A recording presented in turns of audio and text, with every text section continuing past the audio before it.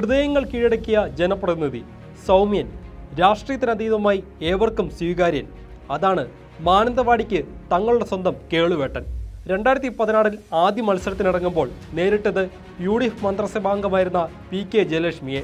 1307 വോട്ടിന്റെ ഭൂരിപക്ഷത്തിലായിരുന്നു 2016 തെരഞ്ഞെടുപ്പ് വിജയമെങ്കിൽ 2021 വീണ്ടും ജയലക്ഷ്മിയെ തന്നെ നേരിട്ടപ്പോൾ ഭൂരിപക്ഷം പഴയതിലും 7 ഇരട്ടി. 9282 വോട്ടുകളുടെ ഭൂരിപക്ഷത്തോടെ മാനന്തവാടിക്കാർ വീണ്ടും കേളുവിനെ നെഞ്ചിലേറ്റി. അങ്ങനെ മാനന്തവാടിയുടെ ചരിത്രത്തിൽ ആദ്യമായി OR കേളുവിലൂടെ LDF തുടർച്ചയായ 2ാം ജയവും നേടി.